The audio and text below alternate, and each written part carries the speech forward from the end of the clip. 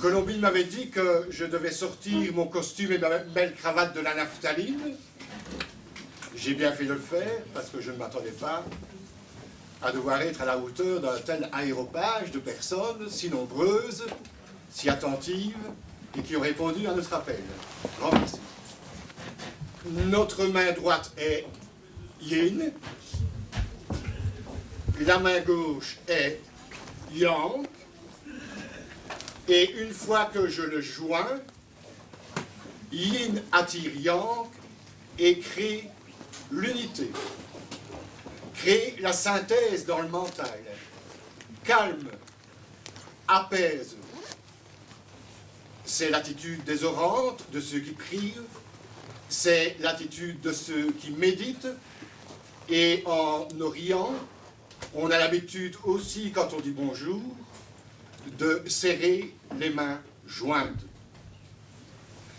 Et pour l'instant, je serre mes mains en pensant à tous les sages que j'ai rencontrés dans ma vie et qui m'ont conduit à être présent ici à partager ce savoir parmi vous. Je pense tout d'abord à l'abbé Paul Bauster, français, décédé maintenant, que j'ai rencontré quand j'avais 19 ans, qui était un prêtre iridologue. Je songe à mon ami Joseph Chen, qui était un prêtre dans les environs ici, et qui pratiquait l'acupuncture, et qui m'a appris les sentiers et les chemins de l'acupuncture. Je pense ensuite à Dr Talek, disciple de Jean Valnet à Paris, que j'ai rencontré plusieurs fois et qui m'a appris et conduit vers tout ce qui était aromathérapie et phytothérapie. Ensuite, ce fut la découverte prodigieuse de George Oshawa, grâce à qui j'ai pu découvrir le yin et le yang, mais surtout Michio Kushi, qui m'a entre autres initié au diagnostic oriental. Enfin, je pense au docteur Nipper d'Allemagne, que j'ai également rencontré plusieurs fois, et qui est en quelque sorte le père de la médecine eumétabolique, à savoir les orotactes. Enfin, en dernier lieu, j'ai rencontré, ça fait 2 ans maintenant, 15 sages, guérisseurs en Afrique. J'ai partagé 3 jours à travailler avec eux. Et bien cela, ça vaut un grand merci et ça vaut la peine d'être ici. Et pour commencer tout de suite, d'où vient le yin et le yang? Eh bien, il faut remonter presque 3000 ans avant Jésus-Christ. Ça veut dire 5000 ans avant nous aujourd'hui.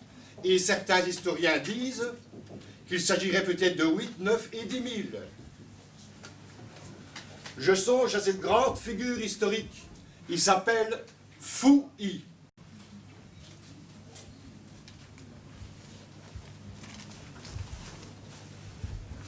Il a 80 ans. Il est responsable au milieu de l'Asie de toute une peuplade. Et il est sage.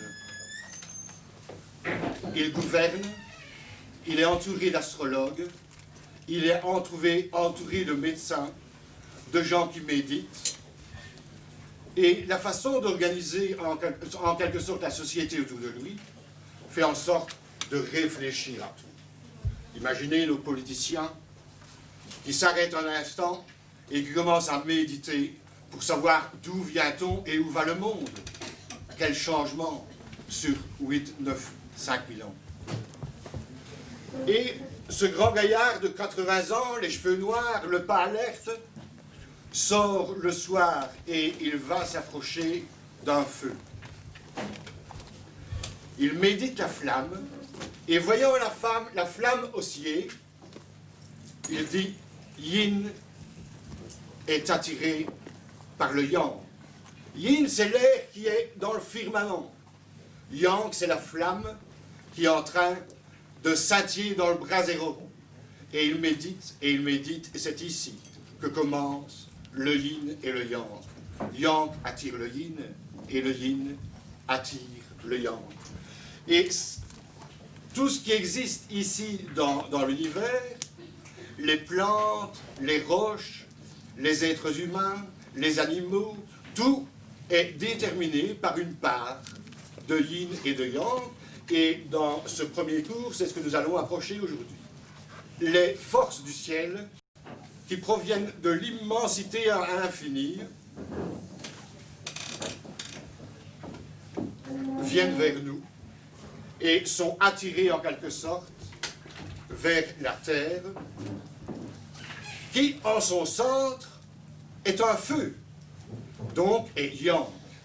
On dira que les forces du ciel sont yin et que les forces de la terre sont yang. À partir du centre de la terre, il va y avoir un mouvement spiralique qui va être attiré par le ciel. Les forces qui proviennent de la terre, dans cette personne qui est ici,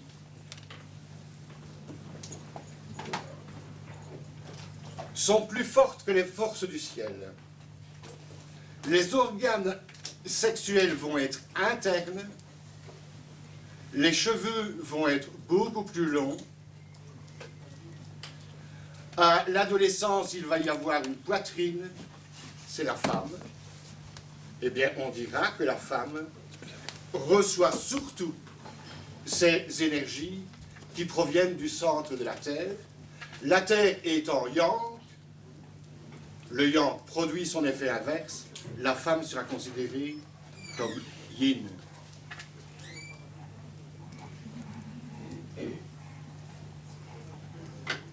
Je vais prendre un crayon bleu.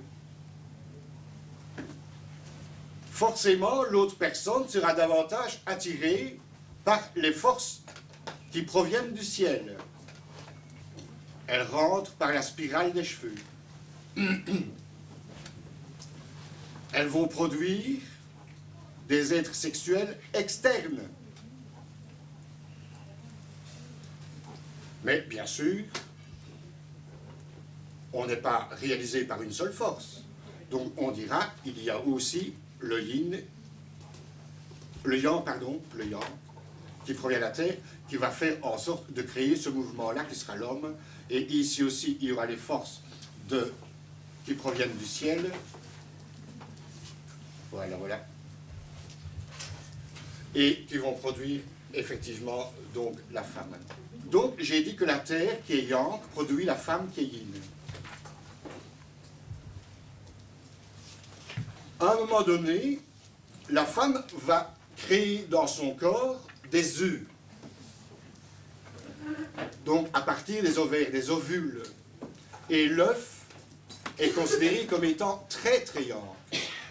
Donc la terre qui est yang produit la femme qui est yin et elle va elle-même produire des œufs qui sont yang.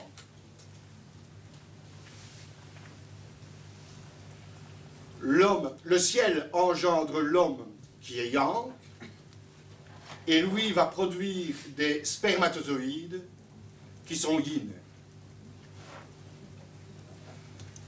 Et qu'est-ce qui va déterminer le sexe de l'enfant qui va être produit par l'œuf de la maman et le sperme du papa?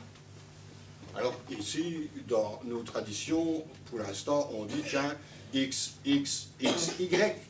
Eh bien, on dira autre chose dans le monde oriental. On dira tiens, lorsqu'il va y avoir la fusion et la rencontre, c'est soit l'œuf, soit le sperme dans la mesure où ils sortent d'un sang de plus haute qualité, de plus haute puissance.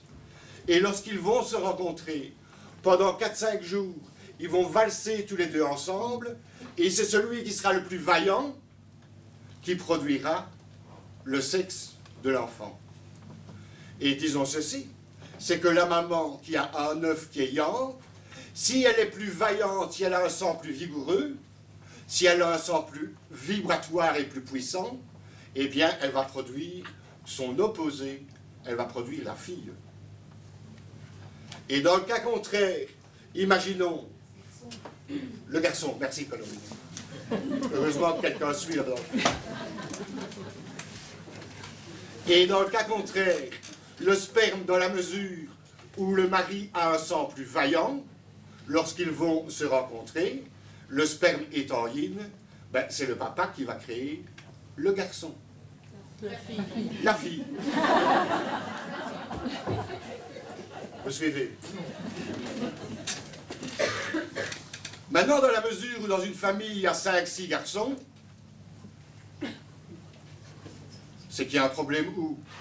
Chez l'homme.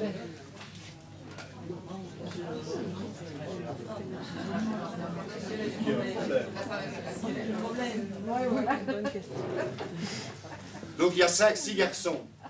Qui produit le garçon? Et je dis tantôt, la femme. Donc ça veut dire que la femme ne laisse pas de temps en temps son homme être plus forte plus forte qu'elle. C'est l'homme qui a un problème. Je vais reprendre le schéma inverse, d'accord? Dans la mesure où c'est la reine qui est marraine de cette petite fille, eh bien ce sera effectivement, et vous l'avez compris, le cas contraire. Pour avoir un sang actif et de qualité, il faut pouvoir manger légèrement plus yang. Si quelqu'un mange plus yin, à ce moment-là, le sang devient plus faible, plus liquide. On verra après quels sont justement ces aliments qui rendent plus yang et plus yin. Mais vous approchez déjà l'importance que ça a. Je reviens maintenant à la spirale des cheveux. Si je prends un pendule et que je vais mettre le pendule à la spirale des cheveux d'un garçon, eh bien, le pendule va tourner dans le sens contraire des aiguilles d'une montre. Si je prends le pendule et que je vais le mettre, du moins, dans notre hémisphère nord, dans l'hémisphère sud, ce sera le contraire. Et si je prends le pendule et que je vais le mettre au-dessus de la tête de la fille, il va tourner dans le sens d'une montre. Donc, les forces du ciel arrivent ici, là où se trouve la spirale de cheveux. Chez une femme, les forces de la terre sortent de toute façon par là également.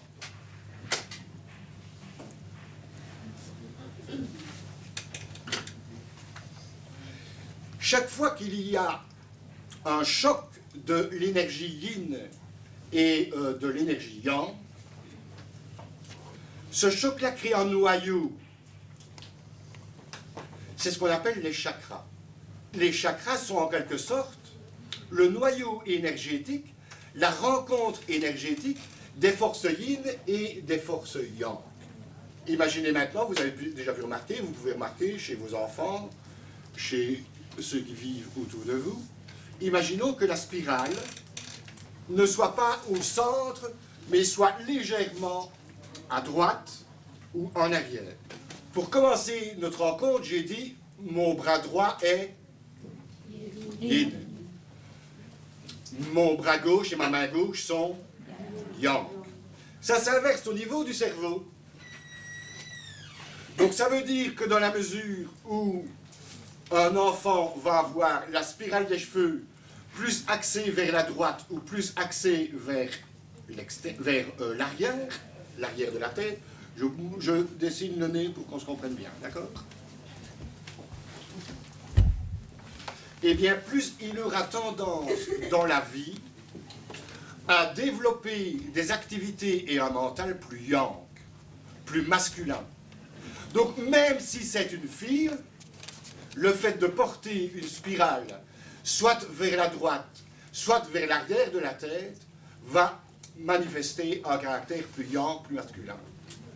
Et comment pourra-t-on déterminer ce caractère plus yang? ben, on dira, tiens, cette fille-là, c'est un garçon manqué. Vous comprenez maintenant? Plus yang au niveau de la tête, ça signifie également plus porté vers les mathématiques, le calcul. Voilà des caractéristiques qui sont beaucoup plus masculines. Donc une fille qui aura, je dirais, même si c'est une fille, elle aura tendance à porter des culottes et à s'orienter vers un métier plus masculin, ou une façon plus masculine de le faire. Maintenant, à l'opposé, si la spirale se trouve à gauche ou vers l'avant, eh bien, même si c'est un garçon, on dira, tiens, ça, il aura tendance à être plus féminin, plus émotif, un métier ou des choix plus artistiques, tournés vers l'esthétique, tournés plus vers l'amour, alors que de l'autre côté, ce sera tourné plus vers le combat, vers plus de guerre, vers plus de colère. Du côté plus féminin, ce sera plus de patience. Donc voilà en quelque sorte un peu les caractéristiques que nous pouvons découvrir entre ce qui est masculin et entre ce qui est féminin. Naturellement, maintenant, si on remarque que quelqu'un possède une, deux ou trois spirales dans les cheveux, est-ce que c'est une richesse ou est-ce que c'est une pauvreté?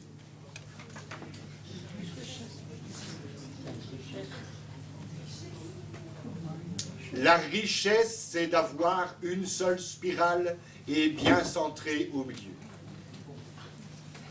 Ça veut dire que, en fonction des circonstances, en fonction des choix que je vais devoir opérer dans la vie, les décisions importantes que je vais devoir prendre, eh bien, je vais pouvoir aller chercher tantôt vers le yin, tantôt vers le yang, et équilibrer mes sentiments, amenuiser un peu mon choix et faire en sorte d'imposer des choix chaque fois justes. Tandis que dans la mesure où il y a 2 ou 3 spirales, ça signifie que de temps en temps, il y aura chez la même personne un peu de duplicité, parfois un double langage, parfois 2 personnages, et qui peuvent être bien souvent tout à fait contradictoires. Naturellement, on comprend bien que dans la mesure où on remarque qu'un enfant se trouve avec 2 ou 3 spirales, on va devoir lui donner une alimentation non ni yin ni yang, mais une alimentation qui va vers, et qui tend vers l'équilibre. Nous allons voir la façon dont les légumes poussent au printemps. La même chose dont ils poussent en été. Ici, je vais ajouter quelque chose que nous ne connaissons pas, l'été indien, l'été tardif. Donc l'été indien. L'automne.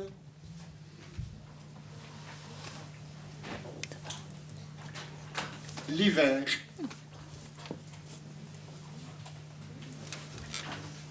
Partons du plus simple. En été, il fait chaud. La chaleur est yang. Donc ça veut dire que les forces qui vont vivifier les légumes vont provenir d'où? Principalement yang, du centre de la Terre. D'accord?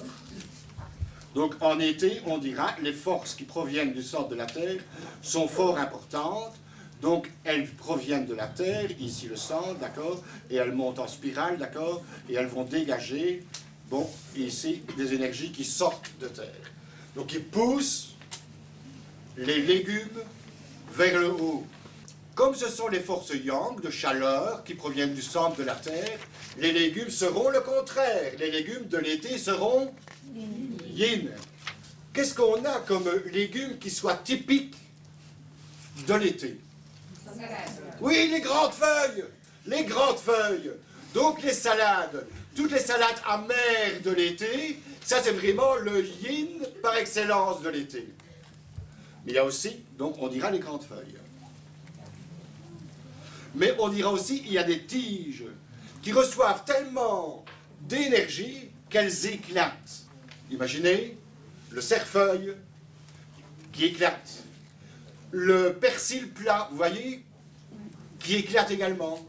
Donc tout cela, on va considérer que c'est des légumes qui sont très yin et que beaucoup possèdent, spécialement les feuilles, le goût amer. Retenons cela. Je viens au printemps. Quelle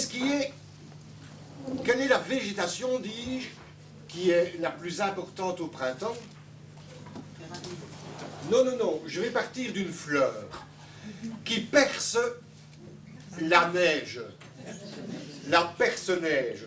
Eh bien, au printemps, il y a une croûte de glace et l'énergie qui provient de la terre lui permet d'éclater et d'éclore sous forme de glaive. Alors, les légumes qui vont correspondre à cette force de la perce-neige, à la force des crocus, les légumes qui vont monter comme cela au printemps. Allez, il y a toujours un bulbe.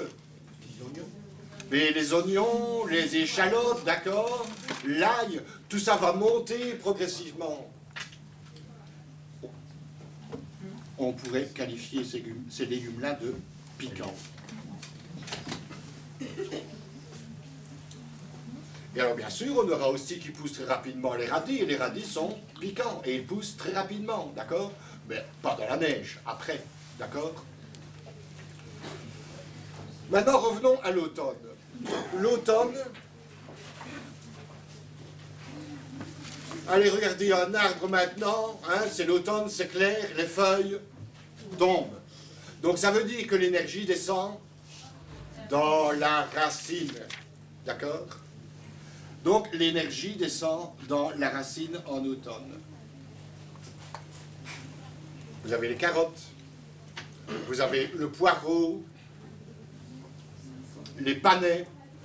Donc, la force des légumes de l'automne, c'est qu'elle viendra des énergies du ciel qui deviennent plus puissantes et de l'énergie de la terre qui diminue. Donc, ce seront des légumes yin ou yang? Yang. Maintenant, reste l'été indien.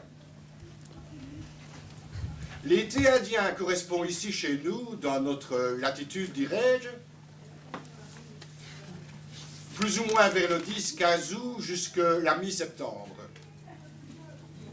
Eh bien, c'est le moment où les énergies qui proviennent du ciel et les énergies qui proviennent de la terre sont à égalité. Et dans la mesure où elles se trouvent à égalité, elles vont tourbillonner et former quelque chose de rond. Donc, on peut regarder dans la nature, si on regarde un oignon qui est rond, eh bien, il vient de perdre ses fans, l'énergie tombe des fans, ça c'était l'énergie du printemps. Donc l'énergie du printemps meurt, et c'est la rondeur qui va l'emporter.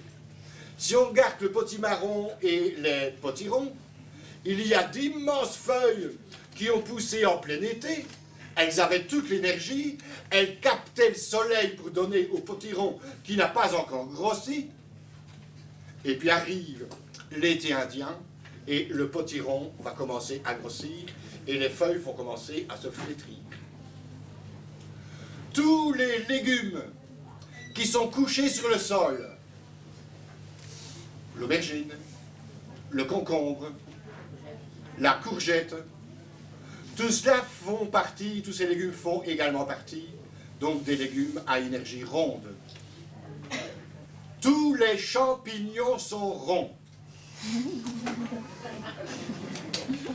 Même si c'est un pleurote, on considère son énergie ronde.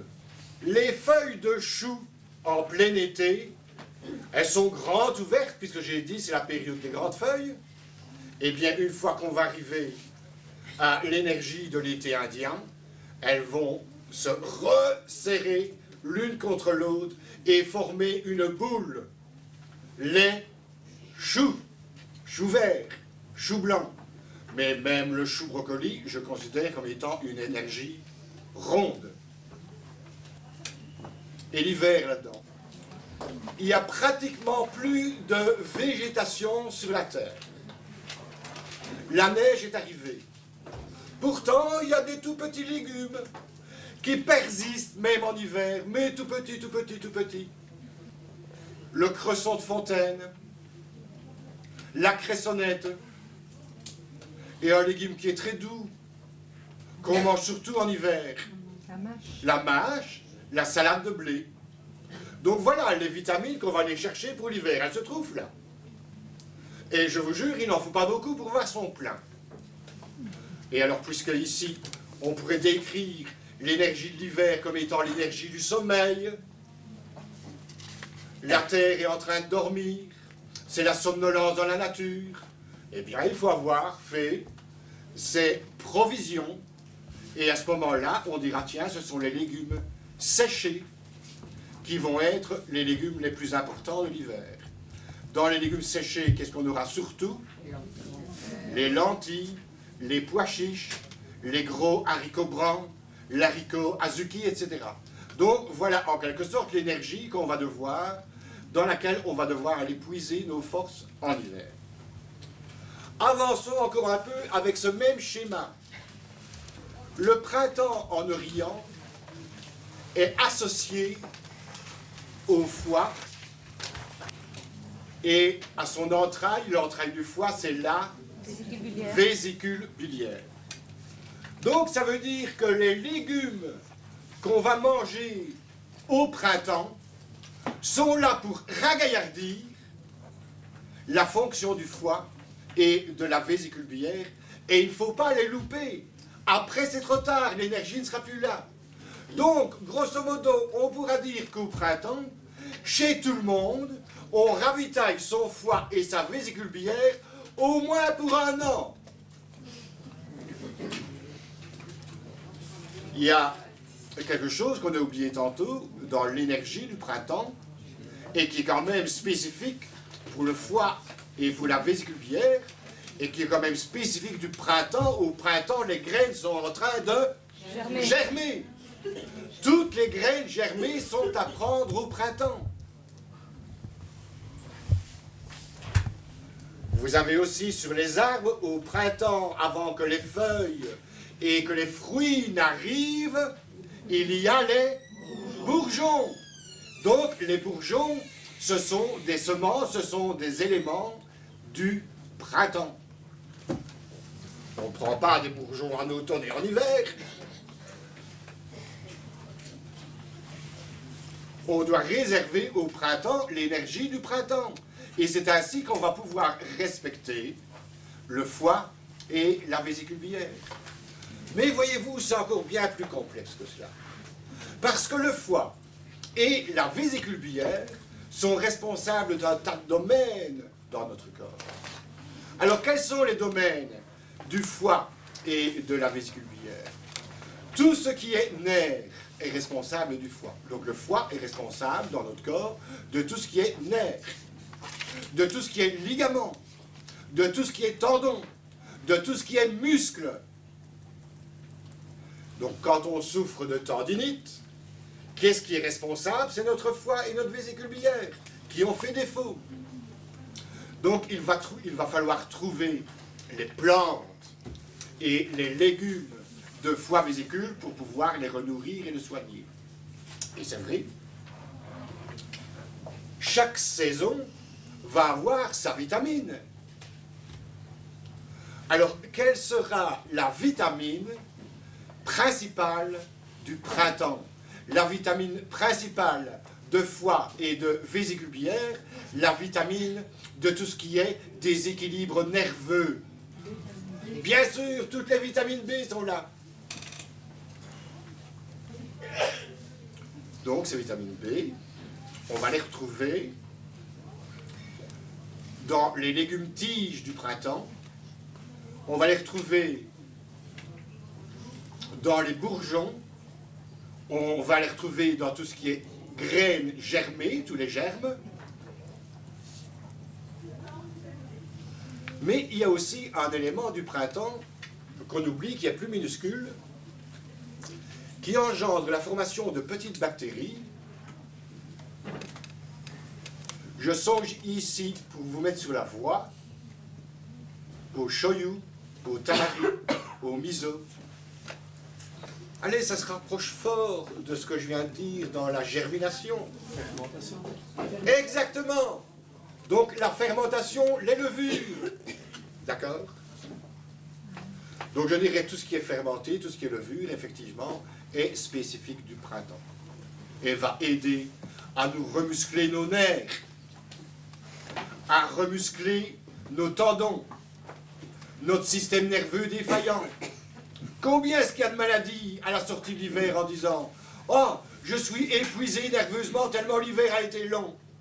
Ben, c'est l'invitation à courir vers cela. D'accord? Mais vous savez, au printemps, quand le fermier sort ses vaches qui sont restées dans l'étable pendant tout l'hiver, il fait attention de ne pas envoyer ses vaches d'un seul coup. Il va les y préparer tout doucement. Parce que l'énergie du printemps est tellement piquante, est tellement violente, que si on la dévore crue, comme les vaches qui sont dans le champ, ils prennent les premières herbes, on aura la diarrhée. Donc, je dirais ici, allons-y progressivement. Il vaut mieux donner un court bouillon de quelques secondes qui ne tue pas les vitamines B, d'accord, mais qui va commencer à flétrir un tout petit peu la violence imaginée d'une tige d'oignon ou d'une pousse de radis ou d'une pousse de moutarde, qui est vraiment très très piquante, donc je dirais, mais qui va venir stimuler notre digestion. Passons à l'été. On l'a déjà dit tantôt, l'été nous apporte le goût amer. Et les organes de l'été, c'est le cœur et son entraille, l'intestin grêle. Les prolongements du cœur. Donc le cœur est responsable de quoi dans notre corps? Le cœur est responsable de la qualité de notre sang, de la qualité des globules rouges. Le cœur est responsable de tous les vaisseaux sanguins. Dans la mesure où les veines commencent à tourner en varices, c'est le cœur qui est responsable. C'est le cœur qui tourne en varices d'abord, avant que la varice n'apparaisse, dans les veines, dans les artères ou dans les petits capillaires sanguins. Le cœur est responsable aussi de la langue. Et pas seulement de la langue objective et physique que vous avez dans votre bouche, mais dans la possibilité de parler d'autres langues. Les Roms qui ont l'habitude de voyager de pays en pays et de devoir s'acclimater à une nouvelle langue, qu'est-ce qu'ils ont l'habitude traditionnelle de faire avant de démarrer leur voyage? Ils mangent et ils font une cure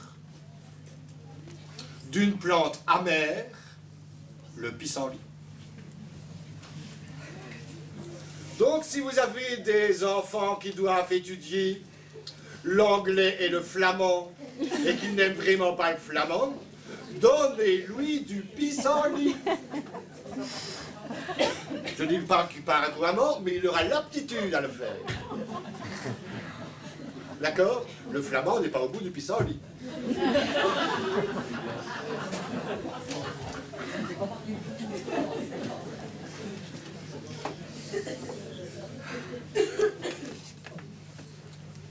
Alors maintenant, quand on est en plein été, et qu'on a toutes ces salades amères dans le jardin, ou dans les étals, ben, on aime bien les manger.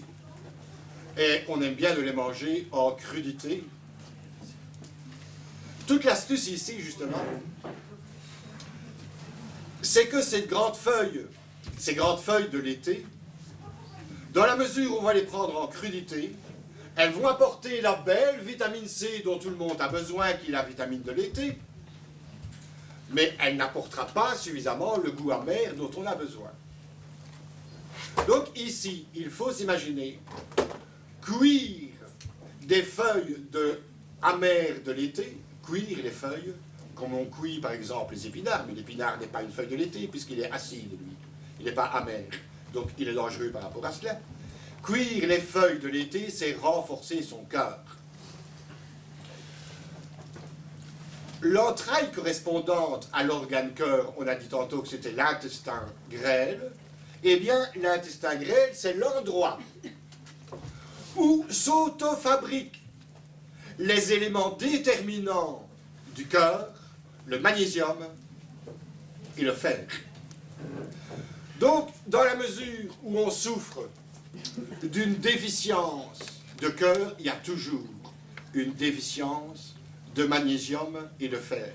Si vous prenez un tas de feuilles crues de l'été, vous n'aurez pas suffisamment de magnésium et de fer. Il faut que les feuilles soient cuites pour arriver à cette concentration.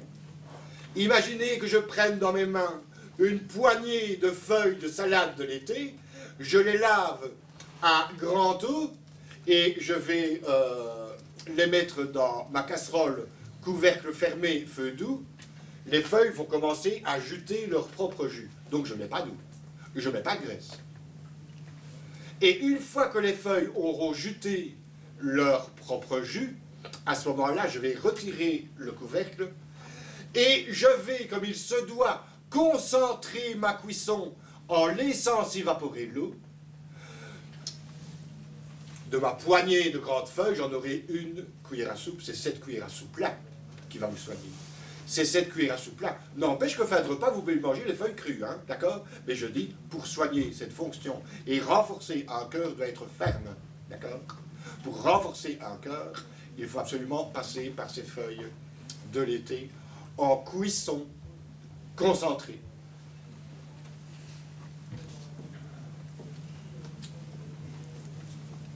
J'en arrive à l'été indien. Donc, on a vu tantôt que c'était l'énergie ronde, avec égalité d'énergie qui tombe du ciel, et égalité d'énergie qui provient du centre de la Terre.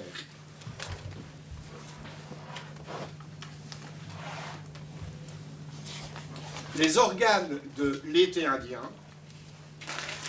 c'est estomac, la rate et le pancréas. Estomac, rate, pancréas.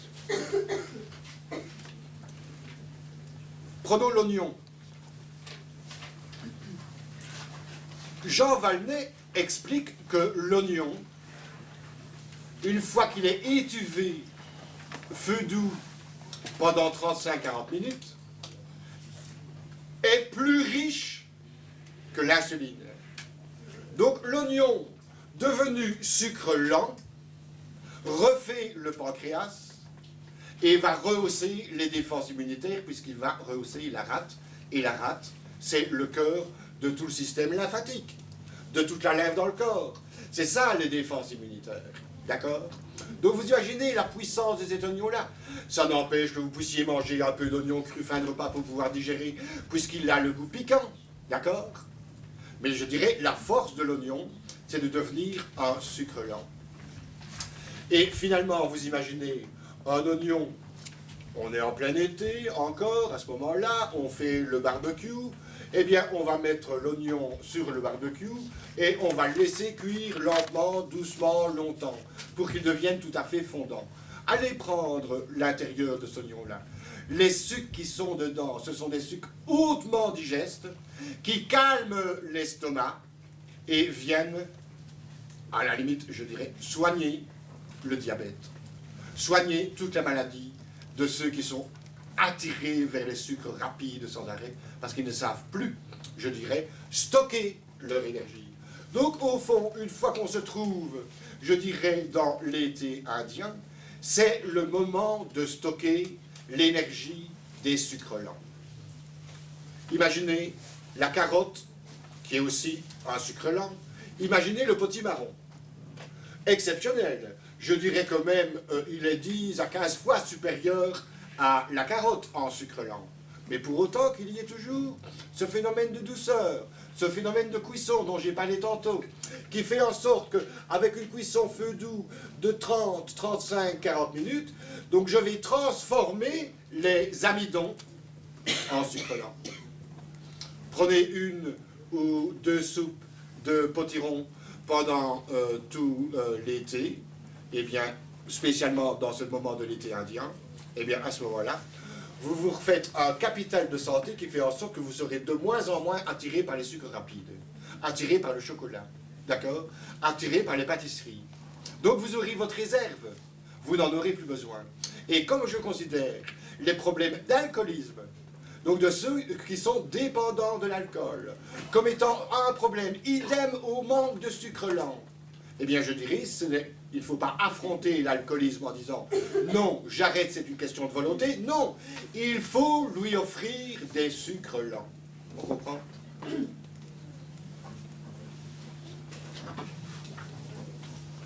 Estomac, rate et pancréas sont responsables aussi d'autres éléments dans le corps. C'est surtout l'aspect de la chair. Mesdames, de la poitrine. Vous voulez une belle poitrine? Mangez les légumes de l'été tardif, d'accord? Vous aurez une belle poitrine qui ne soit pas en flasque. Ce n'est pas l'élément de la graisse, c'est l'élément dit de la chair. Le secret de l'été tardif, c'est aussi le secret, et vous allez comprendre, de l'alimentation, de la maternité. Donc la maman qui attend famille, elle doit rester, je dirais, pendant toute la période où elle attend famille, elle doit rester avec ce souci, et c'est important, d'avoir tous les jours sa besace de sucre lent, donc de légumes de l'été indien. Des oignons, il y en a toujours, hein. Donc il y a toujours moyen de faire des soupes à l'oignon, feu doux. Le potiron, ça ce n'est pas le cas, d'accord? Mais n'oublions pas aussi que tous les choux sont ronds. Tous les choux sont ronds. Donc ça veut dire que le chou, lui aussi, dans la cuisson que je préconise, sera capable d'apporter également les sucres lents. Les organes de l'automne, c'est le poumon et le gros intestin. Poumon, gros intestin. Et le prolongement de poumon, gros intestin, c'est la peau.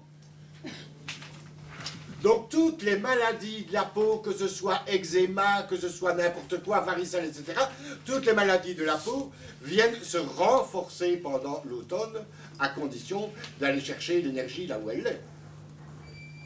Donc dans les racines. Le légume quand même le plus important au niveau des racines, c'est la carotte. Et la vitamine de l'automne, ben forcément, c'est le bêta-carotène, c'est la provitamine A. Donc si on veut faire son plein de provitamine A et avoir une belle peau, je dirais, consommons les légumes de l'automne. Donc tous les légumes qui sont racines. Enfin, on arrive à l'hiver, assez vite. Oui ou cru? Pardon? Les légumes de l'automne, oui ou cru? Dans les légumes de l'automne, je dirais la même chose. Par rapport à un problème de peau, il faut faire attention à ce que les crudités viennent irriter et aggraver les problèmes de peau. Donc une carotte râpée ne pose pas tellement de problème, ou un jus de carotte centrifugé ne pose pas tellement de problème, mais je dirais c'est la douceur de la carotte cuit feu doux qui va apporter la meilleure réponse pour renforcer les poumons et renforcer le côlon. Naturellement, il y a quand même des racines qui sont spécifiques au niveau poumon. Et ça, on en a moins chez nous, vous comprenez bien. Quand on parle par exemple de la racine de lotus, eh bien ici c'est quand même une plante, même si on la prend en poudre dans un bouillon, qui vient renforcer les poumons. Donc qui viendra à la longue renforcer la peau. On s'arrêtera plus longuement dans d'autres cours pour voir comment veiller à ce que le côlon ne soit ni en diarrhée ni en constipation, pour avoir des selles quotidiennes, d'accord? Et ça, c'est la valeur numéro 1. Fin du cours, je vous dirai un mot sur la fameuse grippe et je reviendrai à ce moment-là sur l'importance du côlon, puisque la grippe dépend de côlon-poumon, d'accord? Donc la grippe, c'est un phénomène d'automne, d'accord? Et les salsifis? Les salsifis, c'est très bien. Donc c'est aussi quelque chose de racine, d'accord? Bien sûr, ça. Je dirais, dans les racines, il y a beaucoup de légumes oubliés, que nos grands-parents, les scorsonnaires, d'accord? Que nos grands-parents utilisaient. Et nous les avons oubliés, d'accord? Le poireau également. Sauf que je dirais que ici, le poireau a un goût piquant, puisqu'il est de la même famille que l'ail. Il est de la même famille. Donc, le poireau qui ne soit pas cuit suffisamment longtemps, en dessous de 10 minutes par exemple, je considère que ça peut être dangereux. Ça pourrait réengager une grippe ou une toux à cause de ce goût piquant que je dois casser par la cuisson. Dans la mesure où je vais cuire 25, 30, 35 minutes, 40 minutes, il n'y aura plus de problème. Le poireau n'aura plus cette urtication qui peut aussi engendrer une inflammation de vessie, voire même une cystite, d'accord? Mais je ferai attention à cela. Mais grosso modo, je dirais, vous avez la racine de bardane, qui est une racine sauvage, qu'on utilise beaucoup en phyto aujourd'hui. Eh bien, cette racine de bardane possède vraiment l'énergie de l'automne, d'accord? Et il y a des cuissons qui sont spécifiques pour pouvoir utiliser la bardane dans notre alimentation quotidienne, mais tout ça, c'est à découvrir. On le verra dans d'autres cours, rassurez-vous. L'hiver, maintenant. Eh bien, l'hiver ici, je dirais que les organes qui sont spécifiques de l'hiver, c'est les reins, la vessie, les organes génitaux, sexuels, les cheveux, les os. Donc tout cela dépend de reins, vessie. Donc, on l'a vu tantôt, les légumes sont séchés dans le fruitier ou dans la cave. Et c'est eux qu'on va utiliser. Et le mode de cuisson de l'hiver, ben, souvenez-vous, si vous avez encore vos grands-parents, au coin du feu, pendant 3-4 heures pendant la journée, il y avait la marmite qui bouillonnait feu doux, avec soit des pois chiches, on les avait fait tremper la veille, ils avaient doublé de volume pendant la nuit, on jette l'eau du trempage, et alors on va recouvrir d'eau, rajouter toutes sortes de légumes et de plantes aromatiques pour faire en sorte de bien digérer ces légumineuses qui bien souvent, dit-on, sont indigestes, d'accord? Et une fois que c'est reporté à ébullition, on va le laisser mijoter feu doux pendant au moins 3-4 heures. Bien souvent, on me dit, je dirais la même chose d'ailleurs pour l'oignon, pour revenir à lui, comme je le disais tantôt dans l'été indien, quand je mange de l'oignon, je pète, ça sent mauvais. Donc je ne mange plus d'oignon. On me dit la même chose en hiver. Quand je mange des faillots, je pète, ça sent mauvais. Donc je ne mange plus de faillots. Avec une réaction comme cela, on passe tout à fait à côté du fait de se renforcer les reins, de renforcer les vessies, de renforcer les organes génitaux, de renforcer sa puissance sexuelle. Ce n'est pas l'oignon et les légumineuses, puisqu'on appelle ça les légumineuses, qui sont responsables des paix. Eux, ils viennent nettoyer les crasses qui sont dans le corps, qui sont dues à vos excès de chocolat et de fromage. Alors, il vaut mieux évacuer cela, je dirais, dignement,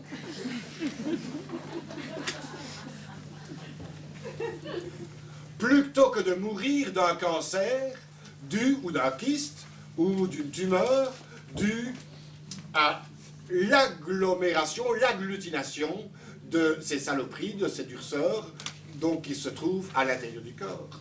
D'accord? Quelqu'un qui pète, c'est quelqu'un qui n'aura pas de cancer. Quelqu'un qui refuse de péter, il risque d'avoir le cancer plus vite que quelqu'un d'autre. Voilà une évidence absolue. D'accord?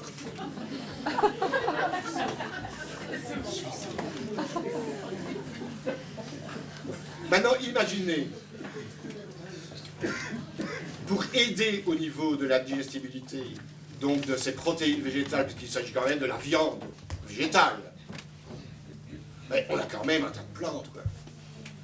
Il ne faut pas oublier la force du clou de girofle, la force du thym, la force de la sarriette, de l'origan, de la feuille de romarin. Donc dans la mesure où on va placer ces plantes qu'on dit protéolytiques, ça veut dire qui permettent de détruire convenablement les protéines, eh bien vous comprendrez bien qu'il y aura moins de désagréments nauséabondes, puisque ces plantes-là sont justement purifiantes et nettoyantes de l'organisme. D'accord? Donc, ici, dans la mesure où on ne sait pas digérer une légumineuse comme un pois chiche ou un gros haricot brun traditionnel de chez nous, eh bien, je dirais, c'est parce qu'on l'a mal cuit, on l'a mal préparé. Naturellement, les lentilles, c'est plus rapide, parce que je dirais, en 1 heure, ça peut être fait. Mais même dans les lentilles, vous imaginez, dans beaucoup de recettes traditionnelles, on prend un oignon, on le pique de clous de girofle, et c'est cuit en même temps que les lentilles. Donc on prend toujours ces précautions pour être sûr de pouvoir assimiler au mieux ces légumineuses qui sont la viande de l'hiver.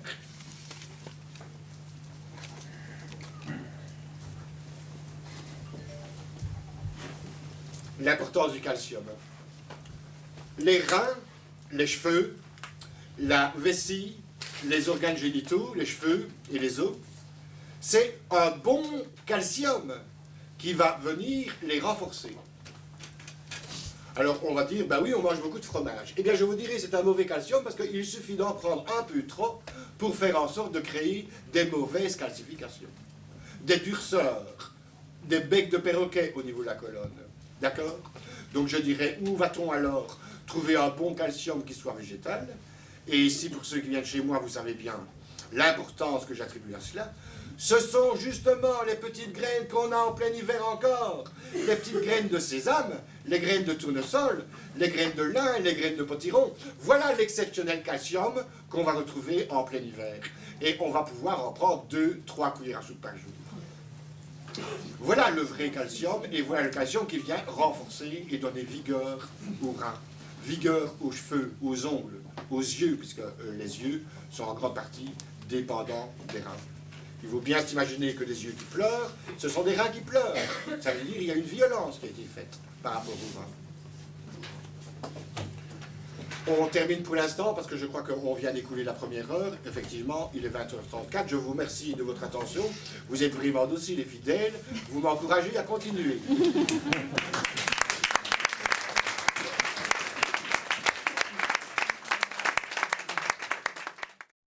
Si vous voulez maintenant, on va essayer un peu de globaliser.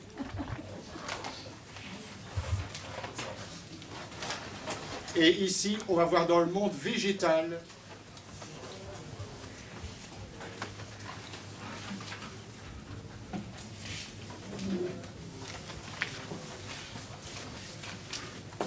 qu'est-ce qui peut nous aider à déterminer si un végétal est plus yin ou plus yang?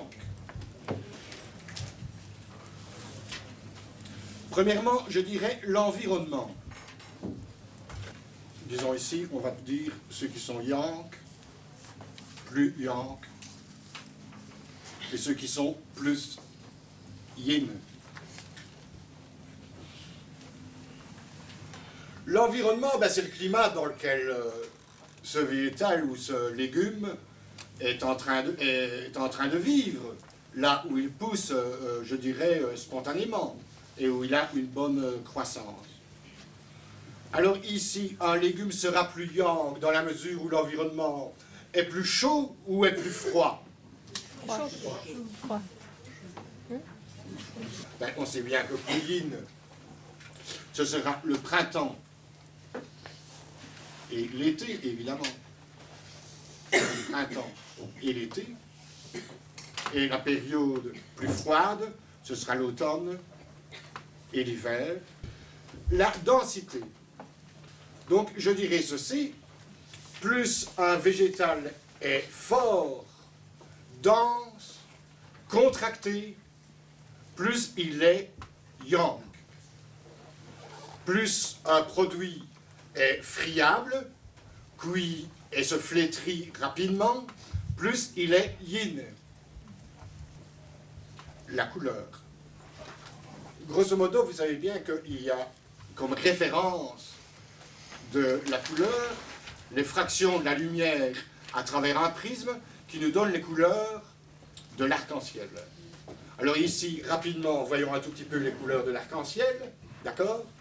Forcément, le rouge sera yang. À son contraire, on a rouge, orange, jaune, vert, bleu, indigo et le violet. Plus j'irai vers le violet, plus ce sera yin. Je reviens à mon exemple de la tomate. Donc ce n'est pas parce que la tomate est yin, mais a la couleur rouge que je peux en manger. Pourtant c'est un élément yang. Donc je vais devoir voir un peu toutes les composantes pour déterminer ce qui est yin et ce qui est yang. Parce que si je prends la densité, effectivement, la tomate, je vais l'écraser dans ma main. Un oignon, je ne saurais pas l'écraser dans ma main. C'est quelque chose de dense, d'accord? La teneur en graisse.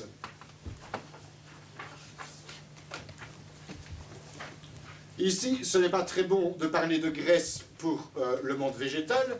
Je parlerai plutôt de lipides. Et en pensant aux lipides, donc les huiles de qualité, ben forcément, il y a toutes les graines qui sont oléagineuses. Donc les graines de sésame, les graines de tournesol, les graines de potiron, les graines de lin. Mais plus yin encore, plus gras encore, on dira les graines qui sont tropicales. Il y a une différence entre une cacahuète, une noix de cajou, que je considère comme étant très très yin, puisqu'en plus tropicale, et je dirais ce genre de lipides ne convient pas spécialement à notre environnement de chez nous. On comprend cela, d'accord? Donc même dans les graines oléagineuses, j'aurai une gradation qui va du yang vers le yin. La grosseur, plus un aliment est petit, plus il est yang. Et plus il est immense, plus il sera yin. Et alors, au niveau des sels minéraux et des vitamines, on en a parlé tantôt. Donc, on considérera comme étant les vitamines qui sont plus yang, les vitamines... Allez, souvenez-vous. Yang, c'est... Attention, attention. Non, non, non. Les vitamines plus yang, ce sont les vitamines de l'automne et de l'hiver. D'accord? Donc le bêta-carotène et la vitamine D pour l'hiver. Les vitamines plus yin, on a dit que c'était les vitamines B et les vitamines C. Je considérais la vitamine E, mais je ne m'approfondirai pas plus là-dessus, comme étant une vitamine plus yang. Mais je dirais habituellement, je n'ai pas l'habitude de prescrire de la vitamine E, parce que pour autant qu'on mange bio, le sol a été amené et travaillé pour faire en sorte que la vitamine E s'y retrouve naturellement. Plus dans un sol, je vais mettre la vitamine, l'élément de potassium, le potassium K, plus à ce moment-là, il va détruire la vitamine E. Donc, on a tout avantage, je dirais, pour profiter de la vitamine E, de manger de plus en plus bio, spécialement au niveau des céréales.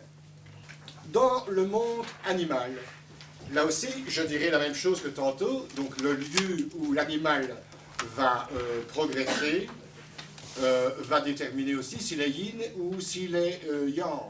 Donc un animal qui vit sous les tropiques est beaucoup plus yin qu'un animal qui vit dans les pays nordiques. Si vous allez au Canada et que vous mangez du caribou, c'est une viande qui manifestement est beaucoup plus yang que si vous prenez de l'antilope en Afrique.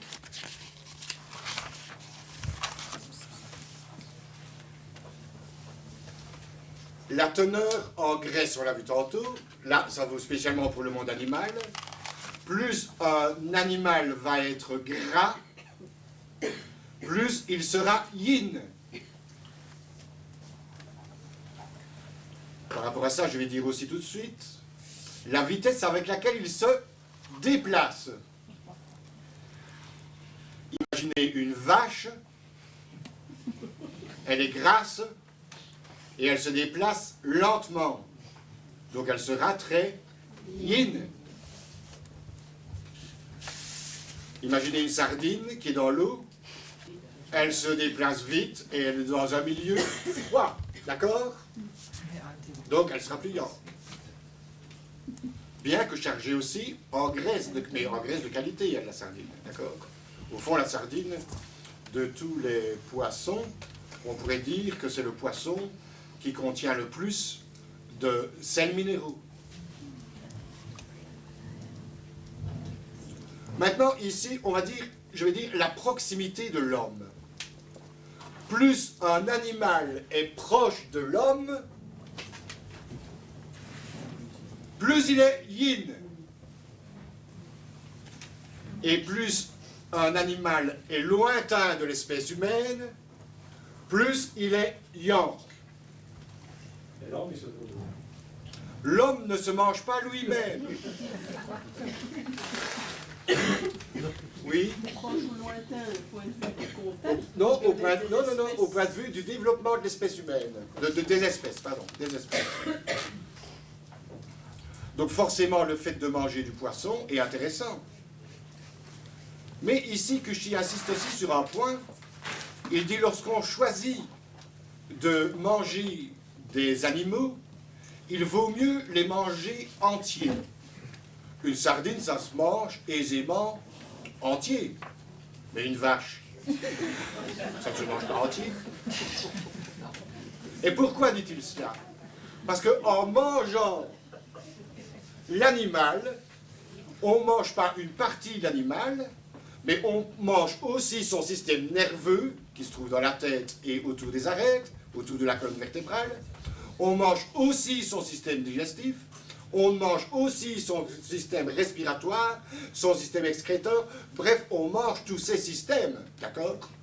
Si vous avez simplement un gros steak sur votre assiette, vous avez la fesse de la vache, vous deviendrez une grosse fesse. Et qu'est-ce que ça va développer chez vous? Un gros cou, parce que la vache a un gros cou, d'accord? À part Bokassa qui mangeait ses frères, ben je dirais on ne mange pas non plus les singes, qui sont le plus proches au niveau du développement humain. D'accord? Donc, je dirais, il faut toujours essayer de rechercher les espèces plus lointaines. Et lorsque les poissons sont sortis de la mer, et que ça a été la période des reptiles, etc., et des oiseaux, mais l'oiseau le plus éloigné et le plus ancien qui vit encore aujourd'hui, c'est le faisan. Donc, manger du faisan, c'est très intéressant parce qu'on s'éloigne de l'espèce. D'accord?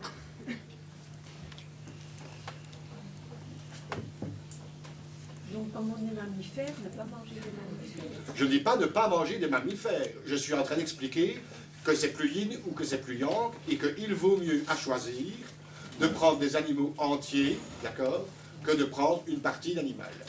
D'accord? Et bien sûr, il y aura toujours après les modes de cuisson. Au niveau du goût, plus le goût de la viande sera acide et prononcé, plus cette viande sera considérée comme étant yin. Et une viande qui sera plus yang sera plus neutre, d'accord?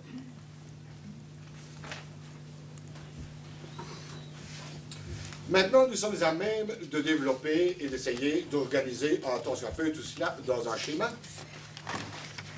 Et on va aller du plus yang au plus yin en prenant les catégories de tout ce qui existe dans le monde animal et dans le monde végétal. Une des clés pour comprendre le yin et le yang tel que je l'ai énoncé aujourd'hui, je dirais, tiens, plus quelque chose est riche en sodium, en sel, plus c'est yang. Et à l'inverse, plus un aliment est riche en potassium, plus il sera yin. Alors, quel est l'élément le plus yang par excellence? Et évidemment, le sel. Après le sel, plus yang, ce sont les œufs.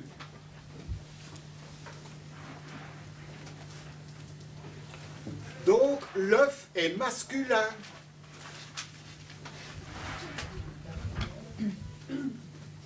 Mesdames, si vous voulez avoir de la testostérone qui est masculine, mangez beaucoup d'œufs et vous attraperez de la barbe au menton. Donc, finalement, si on veut devenir plus féminin, il y a un choix d'aliments à faire. Il faut essayer de diminuer au mieux ou au plus, je dirais, il faut essayer de diminuer au plus, donc les aliments qui sont trop yang. Alors, on l'a vu tantôt, j'ai parlé du faisan, je dirais grosso modo les oiseaux sauvages. Les oiseaux sauvages, le gibier, oui, je mettrai les poissons avant. Les poissons,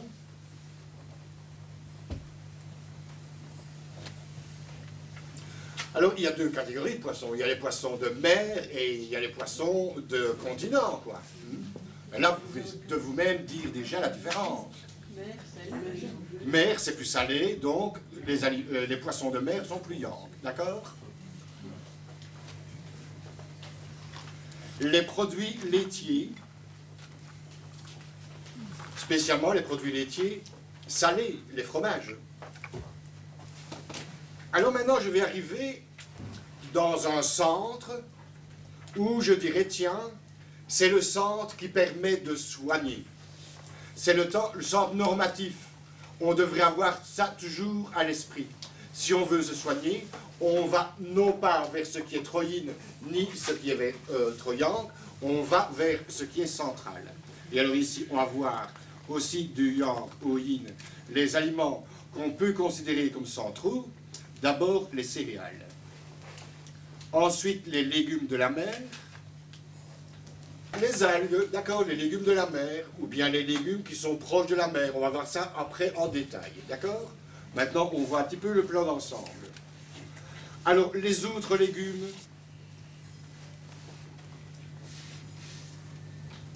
Et ici, je distinguerai, tiens, plus yang, les légumes racines, d'accord, comme on l'a vu tantôt. Ensuite, au centre, les légumes ronds. Ensuite, les légumes feuilles. Ensuite, les légumes tiges. Donc, je mets ici 4 catégories. On l'a compris tantôt, je ne reviens pas dessus. Et enfin, on aura ici, que je place aussi au centre, tous les germes. Au printemps. Bien sûr, le centre ici correspond, je dirais, au lait maternel humain. Le lait de vache, le lait de jument, n'est pas dans le centre. Ça fait partie du monde animal, d'accord? Alors maintenant, quittons, on aura tous les légumes exotiques. Exemple, la tomate, l'aubergine, en plus qui est violette, et qui est moins ferme que la courgette. La pomme de terre, je la considère, on peut la considérer aussi comme un légume exotique. Naturellement, ici, si vous allez à l'île de Ré, là, il y a des plantations de pommes de terre qui sont juste près de la mer, d'accord, qui d'ailleurs ont un label, et qui sont plus fermes que les autres. Alors je dirais, tiens, voilà une pomme de terre que je considère acceptable. Grosso modo, on peut retenir de la pomme de terre qu'elle détient 7 fois trop de potassium par rapport à nos besoins humains, donc elle n'est pas une référence, d'accord? Mais effectivement, si elle est dans un environnement salé, ben bon, elle va reprendre beaucoup plus sa part de sodium par rapport au potassium. On comprend cet exemple-là, hein, d'accord? La patate douce, alors? La patate douce, oui, elle est intéressante, elle est moins dangereuse que les légumes exotiques, mais enfin, je ne la considère pas comme une référence non plus. Ensuite, nous aurons les fruits. Alors bien sûr, d'abord les fruits tempérés, les fruits de chez nous, d'accord? Ensuite, les fruits exotiques. Après, nous aurons les graines oléagineuses, les huiles, les sucres, tout ce qui est tisane de plantes, le thé et le café, je le mets au-dessus, plus yin. Pourquoi? Parce qu'ils contiennent de la caféine et de la théine, ils sont plus excitants. Les alcools,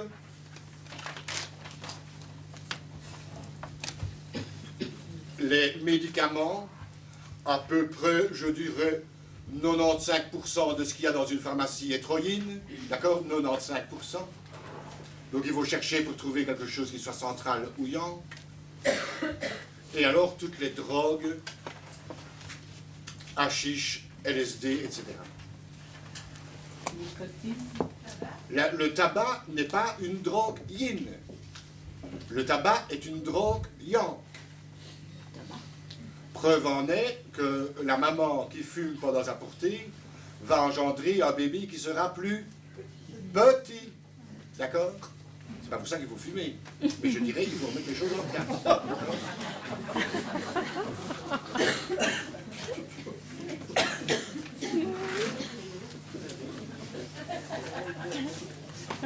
Bon voilà, comme ça on a un peu un plan d'ensemble pour voir un peu grosso modo. Donc maintenant on va revoir un petit peu tout cela en détail et voir comment on peut apprivoiser ce qui est trop yang ou ce qui est trop yin. D'accord? Vous avez dit plusieurs fois qu'il fallait manger quand même plus yang que yin.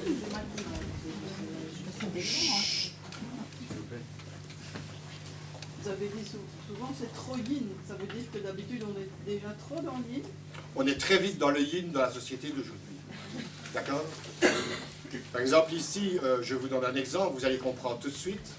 Voilà à peu près 35-40 ans, donc Michio Kushi que j'ai rencontré et qui est un peu l'artisan de tout ce que j'explique aujourd'hui, donc est allé à l'OMS aux États-Unis. Et alors il a dit l'importance de revenir aux céréales. D'accord? Et ça a été dit, ça a été signé dans au moins 50-60 pays du monde. D'accord? Qu'est-ce qu'ils ont fait, les céréaliers et les sucriers? Eh bien, ils ont inventé, et avant ça n'existait pas, ils ont inventé les flocons de céréales sucrés. Et maintenant, il y en a plein dans le commerce. Donc, ils ont écouté Kushi, mais ils ont interprété à leur façon. D'accord? Alors que les vraies céréales, ben bon, on se prend des flocons de céréales, des flocons d'orge, des flocons de sarrasin, des flocons de maïs, des flocons de millet, d'y ajouter la petite quantité de sucre qu'on veut, mais reste à faire imposer par les céréaliers et par les sucriers. Donc voilà un petit peu le problème, vous comprenez? Donc je dirais, grosso modo, notre alimentation aujourd'hui est manifestement trop yin. Preuve en plus en est, sur les 35-40 dernières années, regardez nos enfants. Qu'est-ce qu'ils grandissent? C'est yin ou yang, ça? C'est trop yin. Donc ça veut dire que nos enfants mangent trop yin, d'accord? De toute façon, on le verra très précisément, je vous assure, lorsqu'on parlera du diagnostic oriental. Ce sera à vous couper le souffle. Approfondissons un peu le sel, si vous voulez bien. Le sel le plus yang, c'est le sel de cuisine.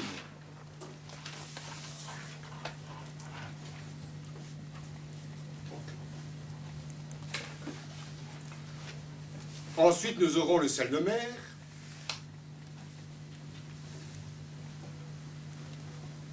Pourquoi est-ce qu'il est moins yang? Ben, parce que dans la mer, si vous voulez, vous avez tous les sels minéraux qui existent. Et à un dosage qui est relativement, même très équilibré, quoi. D'accord? Mais je dirais que lorsque je vais donner du sel, je ne partirai pas de l'exemple du sel brut ou du sel de mer, et je mettrai des différences dans les différents sels de mer, parce que je ferai en sorte de trouver le sodium dans les végétaux de la mer, dans les algues. Pourquoi? Parce que l'algue est un être vivant qui a prédigéré pour nous cette fonction du sel pour faire en sorte que ce soit absorbable sans excès quand on le prend. Donc il vaut mieux toujours avoir un sel végétal qu'avoir un sel minéral. Vous avez le sel par excellence, qu'on appelle le nigari. Je ne sais pas si vous avez déjà réalisé vous-même du tofu, c'est le fromage de soja. On fait bouillir des grains de soja pendant 4-5 heures, et alors après, avec de l'algue kombu, etc. Et alors une fois que ça a bien bouilli, on va prendre ce nigari, qui est un sel de mer qu'on accroche dans un baluchon et qu'on va mettre dans une cave, et qui va sointer goutte à goutte, avec un goût énormément amer, dans un récipient, et ce récipient-là contient le nigari. C'est le sel le plus horrible et le plus salé qui soit. Et il a comme mission en cuisine de pouvoir gélifier en quelque sorte le lait de soja et faire en sorte d'en garder le fromage. L'eau tombe dans le feu et le fromage va au-dessus. Donc voilà à quoi sert ce sel de nigari. Maintenant, il y a des sortes de magnésium qui sont sortis du nigari. Et la semaine dernière, j'avais en consultation quelqu'un qui est en hypertension, donc ça veut dire stop le sel, et son médecin lui avait donné un chlorure de sodium qui est fait à partir du nigari. Ces personnes-là ne savaient pas descendre sa tension. Parce que c'est un sel, et c'est un mauvais sel. On le prend quand on a la diarrhée, d'accord? Eh bien, revenons. Une fois que les marins sont en mer, et qu'ils vont manger, et qu'ils vont boire, pardon, et qu'ils vont boire de l'eau de mer, qu'est-ce qui va se produire? Il va se produire, premièrement, une diarrhée, d'accord? Et s'ils continuent à prendre une déshydratation, et ils vont mourir de cette déshydratation-là par hypertension. Donc voilà les méfaits du sel habituellement, d'accord? Donc, lorsqu'on préconise de mettre un petit peu de sel pour quelqu'un, je dirais qu'il faut d'abord connaître sa tension. En hypertension, c'est non. On ne prend pas de sel.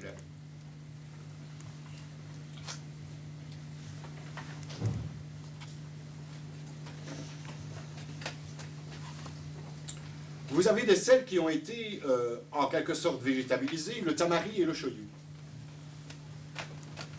Donc ce sont des fermentations lentes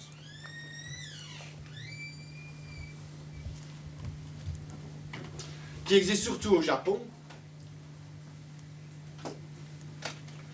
Donc on met à fermenter du soja avec du sel. Chez nous, nous avons ce type de fermentation dans la choucroute. Donc vous avez le chou, on va le mettre en pot, d'accord? Et alors on va le presser, on va mettre du sel, un peu de baie de génévrier. C'est très intéressant, je trouve, parce que je l'ai réussi aussi à ajouter de l'oignon, de la carotte, pour faire en sorte que ce ne soit pas le chou uniquement qui soit dans ce mouvement de fermentation. Et là, je veux bien qu'on mette éventuellement un peu de gros sel. Parce qu'il va y avoir même du sel de mer. Parce qu'il va y avoir cette fermentation qui va durer au moins 3 semaines. D'accord? Après 3 semaines, la choucroute a pris son ébullition, elle commence à évacuer pendant 2-3 mois. Après, on descend ça en cave, et elle commence à évacuer les crasses du chou, ce que les gens disaient tantôt, tiens, quand je prends du chou, ça sent mauvais là, hein, d'accord? Eh bien, ça s'évacue, et il y a les gaz carboniques qui s'en vont, bloup, bloup, bloup, tout doucement pendant 3 mois. Donc voilà un type de fermentation qui est riche chez nous en Occident, et qui est une clé en Occident. Eh bien, en Orient, ils ont le shoyu et le tamari. Mais au lieu de durer 3 semaines comme chez nous de fermentation, c'est 6 mois, c'est 1 an. Il y a une tradition là-bas qui fait en sorte qu'à la nouvelle année chez eux, on prend le shoyu et le tamari qu'on a en cave et on va le porter à son voisin. Et il va mettre ça dans le même vase et tout va refermenter, d'accord? Donc là, une belle tradition. Donc ce sont des fermentations lentes qui ont engendré des bactéries exceptionnelles qui nettoient le système digestif, spécialement les parois du gros intestin.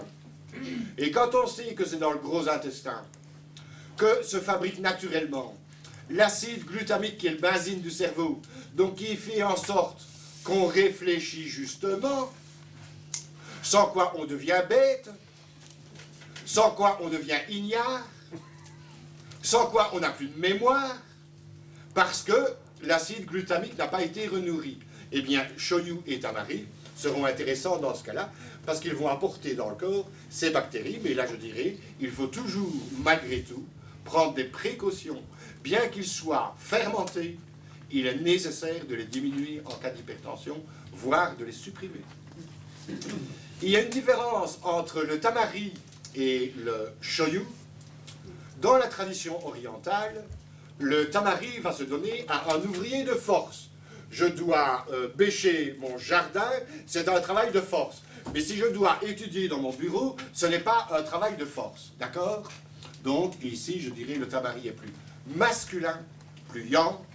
Le shoyu est plus féminin. Autre différence qui existe entre les deux. Habituellement, le tamari doit bouillir pour pouvoir être consommé. Le shoyu peut se mettre à table et on peut l'ajouter au plat ou aux crudités comme on le veut. Donc voilà les deux différences que je verrai entre le shoyu et le tamari. Le miso fait partie de la même réalité, sauf qu'au lieu d'être liquide, c'est en pâte. Donc le miso, je le trouve très intéressant, toujours en disant attention dans la mesure où il y a hypertension. Il y a dans la médecine macrobiotique ce qu'on appelle le gomasio.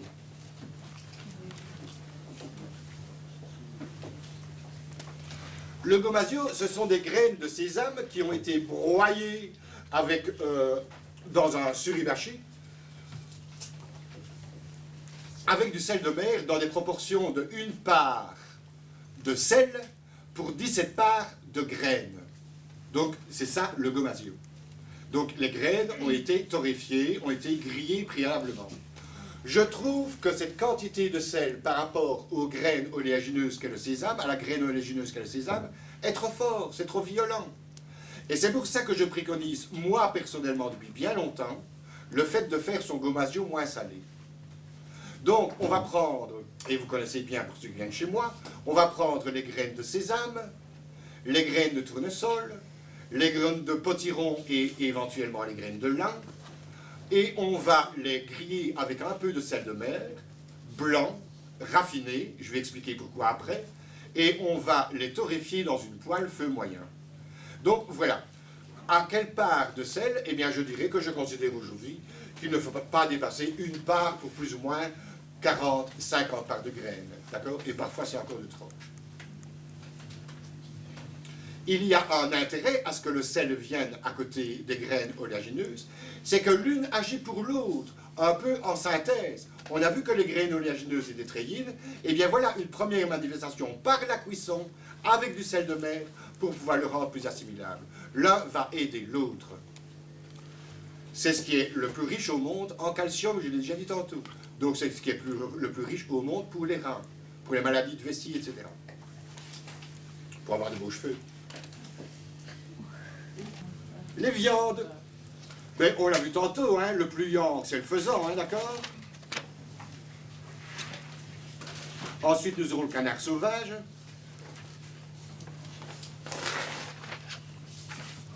La dinde. Le perdreau et le pigeon.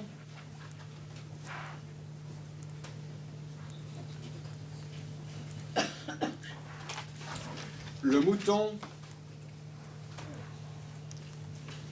Si vous aimez la viande d'autruche, vous pouvez la mettre à ce niveau-là aussi. Le lièvre et le lapin.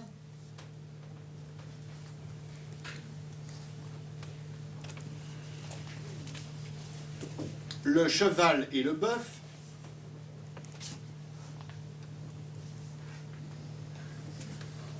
Le veau.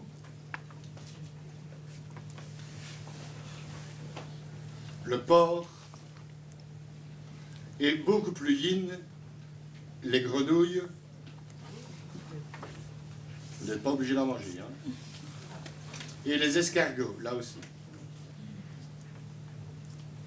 Mais on les considère comme étant très yin et le faisan comme étant très yang. Alors bien sûr, ici encore, vous comprenez bien qu'il va falloir faire en sorte par la cuisson de rendre les viandes digestes.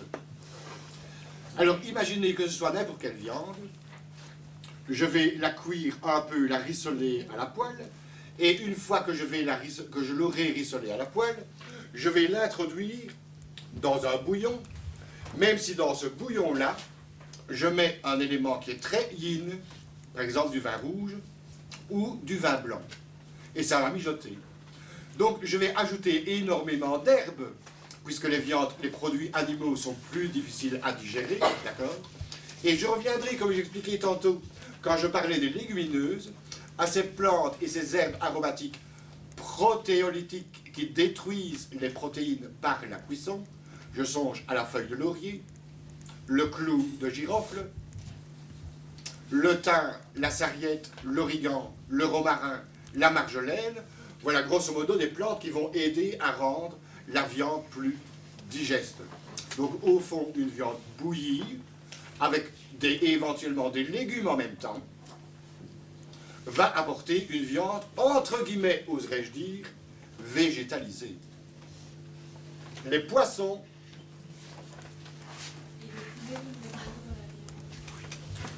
à côté, le poulet, ici je mettrai viande blanche à côté du veau. Donc je considérais aussi comme viande acceptable, d'accord? C'est le petit de la dinde, donc je dirais, il n'est pas loin de la dinde et du canard, d'accord? Mais c'est vrai que le dindono est quand même moins fort que le perdreau et le pigeon, qui sont plus yank, d'accord? Le poulet, c'est comme le cochon. Pardon? Le poulet, c'est comme le cochon, la volaille. Comme le veau, elle dit. Les poissons. Monsieur Estermel, vous mettez la limite où vous dites acceptable, le poulet, le veau, et après des choses... Je dirais, attention, je dis tout est acceptable, d'accord? Je dis tout est acceptable. À la limite, je peux manger de tout. Mais je dirais, je devrais faire, dans ma préparation, je devrais faire attention de le rendre digeste, de ne pas le rendre trop lourd, de ne pas le rendre trop gras, d'accord? Imaginez que nous sommes en plein été et qu'on fait le barbecue, je vais prendre un morceau de viande, quel qu'il soit, même du bœuf ou même du porc, je vais le mettre sur une assiette et je vais l'imbiber un peu d'huile avec beaucoup d'aromates dedans. Je mets dans un film, sur une assiette dans un film plastique et je vais le laisser pendant une journée au frigo. Il va commencer à travailler. Les plantes aromatiques vont venir dedans. Et lorsque vous allez le cuisiner, premièrement, il en sera d'autant meilleur. D'accord? Et alors, bon, je dirais, tiens, on l'aura rendu acceptable. Les poissons les plus yank.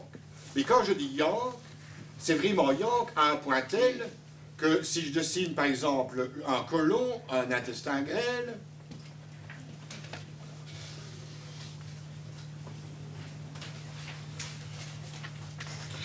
c'est tellement yank que ça peut créer dans l'intestin grêle, dans le gros intestin, pardon, lorsqu'il y arrive, un resserrement tel que ça peut faire un blocage. Donc le côlon se bloque. Alors ici, on aura le caviar.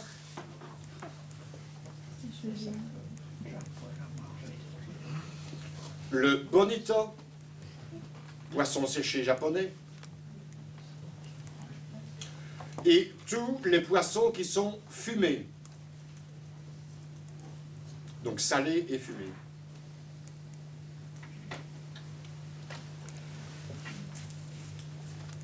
Imaginez à l'apéritif, on prend le caviar que je considère comme étant extrêmement yank et en même temps un apéritif, un whisky qui est extrêmement yin. Que fait mon caviar par rapport à mon côlon? Il vient resserrer les tissus au point de ne plus rien laisser passer et de bloquer. Là-dessus, j'envoie du whisky qui est très très yin, très dilatant. Donc on va avoir une poche ici au-dessus du blocage. Je vais l'écrire en rouge.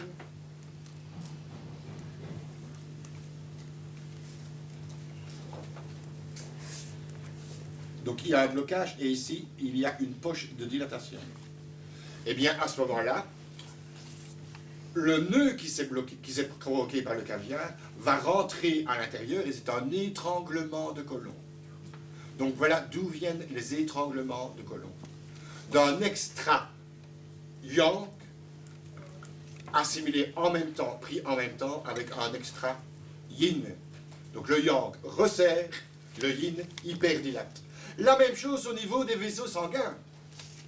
Donc si vous avez des varices, vous allez resserrer la varice avec éventuellement des poissons fumés ou du caviar, Et si vous prenez un apéritif en même temps, vous allez l'hyperdilater. Donc il y aura aussi des étranglements.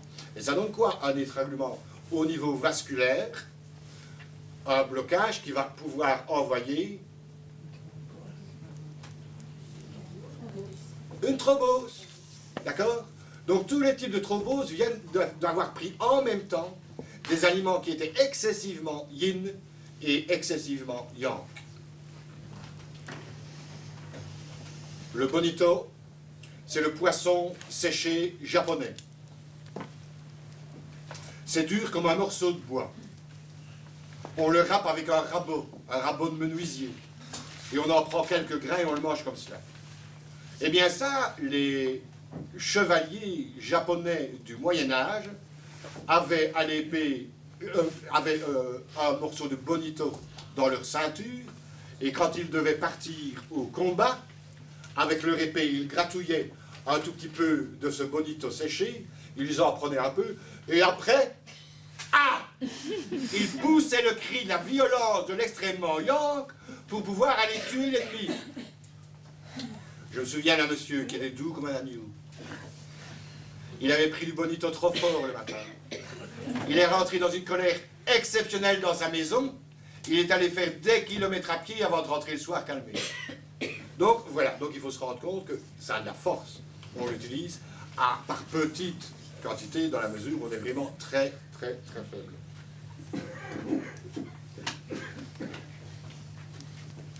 Alors ensuite on a la sardine, que je considère comme un aliment, comme un poisson très positif, parce qu'il est vraiment chargé en huile de qualité, un petit peu comme l'huile de foie de morue, d'accord, et en sels minéraux de très grande qualité. Le hareng. Alors le homard, pour les fêtes, pourquoi pas. La langoustine et les crevettes. Alors ici, je dirais qu'ils peuvent être aussi utilisés 2-3 fois par semaine sans problème. Tous les poissons de mer, et ici je cite, ne notez pas, tout d'abord les poissons blancs de haute mer, le cabillaud, la sole, la plie, la lotte, la dorade, le loup de mer, donc vous voyez le genre. Ensuite, un peu plus gras, vous aurez les poissons roses, donc le saumon, un peu plus foncé, le thon, d'accord. Et comme poisson qu'on considérera comme absolument aussi très très yin, alors on aura les moules et les huîtres. Les calamars font aussi partie d'un extrêmement yin. Les crevettes? La crevette, je l'ai située à côté du homard et des langoustines. D'accord? Et le poisson de l'eau douce. Les poissons de l'eau douce. Ici, si vous prenez un brochet, c'est un carnassier numéro 1. Alors vous allez manger un brochet avec votre pire ennemi, vous terminez le repas, en vous mangeant et en vous mordant. Par exemple, la truite. La quoi? La truite. La truite, c'est aussi une carnassière, d'accord? Moi, je suis... Mais non, mais on vous va manger, mais j'explique, d'accord? J'imagine ici, je regardais encore dernièrement les menus qui étaient faits entre les responsables du monde entier quand ils se rencontrent, mais je me dis, la nourriture qu'on leur donne à manger lorsqu'ils se font des conclaves de paix, ce n'est pas possible qu'ils puissent s'en sortir heureusement. Ils se bouffent le nez. On devrait revoir un petit peu tout cela. Qu'on leur donne une soupe de carpe, elle est végétarienne. C'est quand même autre chose. Donc ici, n'oublions pas que finalement, on devient ce qu'on mange. D'accord? Donc à force de manger des produits animaux, on devient des animaux. D'accord? Et lorsqu'on regarde l'évolution de l'espèce humaine, eh bien on pourra dire, tiens, effectivement, la pilosité chez les humains est en quelque sorte un reliquat du monde animal dans lequel on était préalablement. Donc ici, au niveau de l'évolution de l'espèce, je dirais que la femme est plus développée que l'homme à ce niveau-là, d'accord? Une femme, à la limite, oserais-je dire, n'est pas obligée de manger de la viande pour pouvoir se développer heureusement, d'accord? Naturellement, si elle se fait bouffer le nez, il vaut peut-être mieux qu'elle en prenne de temps en temps. Hein. Les légumes.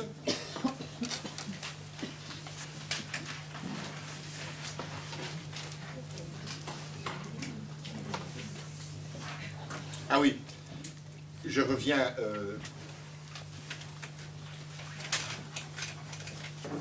à un de mes 3 enfants. Vous verrez que quand j'approcherai, c'est parce que ça convient bien maintenant, le diagnostic oriental, un enfant qui a les 2 dents de devant qui sont séparées, donc il y a un trou, donc les dents de devant sont séparées. Ça, c'est le fruit d'une condition troïenne. Or, il se fait que ici, cet enfant-là, c'est un garçon. D'accord? Pour comprendre comment on mange à la maison, eh bien, je dirais que tout le monde ne mange pas de la même façon. Il fallait que moi, je rende mon enfant plus young. Et alors, à ce moment-là, je dirais, tiens, lorsqu'on était à table, je dirais, c'est Louis qui avait droit à un morceau de viande plus important que les autres. Tout le monde n'a pas la même chose à table. Et après son adolescence, maintenant, ses dents sont devenues normales. La semaine dernière, il me raconte qu'il a dû évacuer un énergumène dans un café. Il me dit, papa, il me semble que tu as travaillé peut-être un peu trop fort. Je suis redevenu violent, je suis plus timide comme quand j'étais petit. Donc voilà la différence. Donc je dirais, vous pouvez toujours apporter votre pierre à modifier, je dirais, le conditionnement d'un enfant au départ, et le fait d'en rendre un adulte, je dirais, plus ouvert, mais pas trop guerrier quand même. Les légumes racines. Donc je mettrai ici la bardane, la racine de bardane, dont j'ai déjà parlé tantôt. Alors ici, je me plais à placer la racine de kouzou, je vais en parler, et la racine de manioc.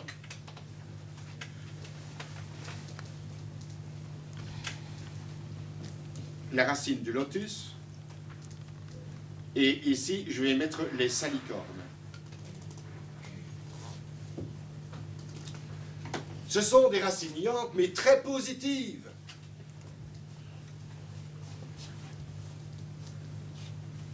La racine de kouzou, c'est un liant. Vous connaissez le kouzou tous? Qui ne connaît pas? Oui, il y a quand même quelques-uns qui ne connaissent pas.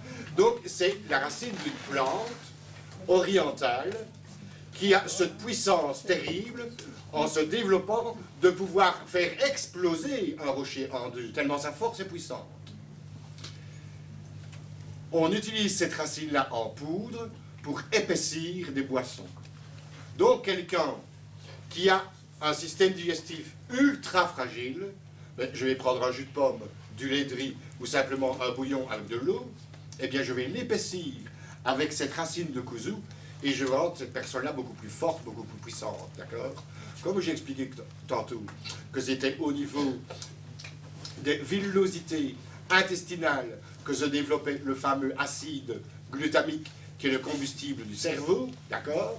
Eh bien, je dirais, ça permet aussi d'évoluer, je dirais, au niveau intellectuel, au niveau mémoire, au niveau force de concentration. Le kouzou, c'est un liant oriental.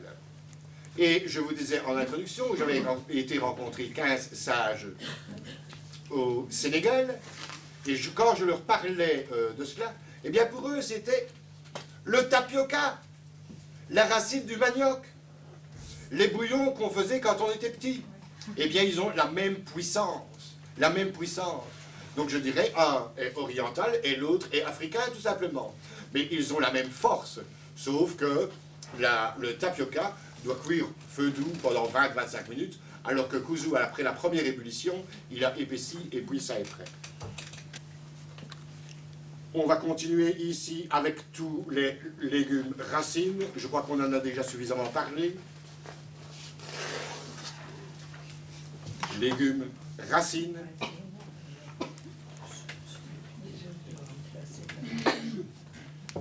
Et au milieu des légumes racines, figurez-vous que je place la salade de blé. On sait pourquoi. Mais aussi le persil.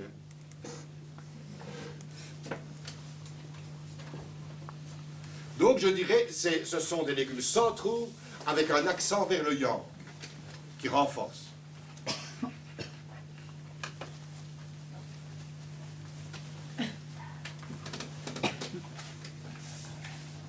Les légumes ronds.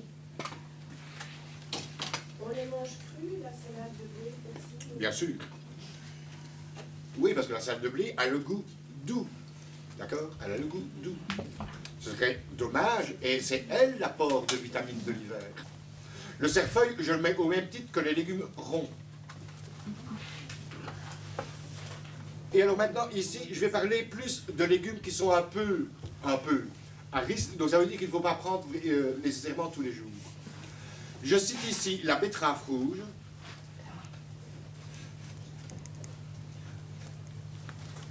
l'artichaut,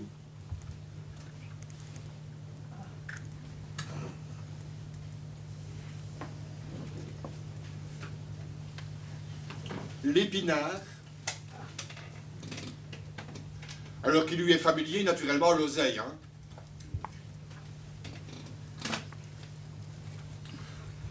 Qu'ont-ils de particulier l'épinard et l'oseille?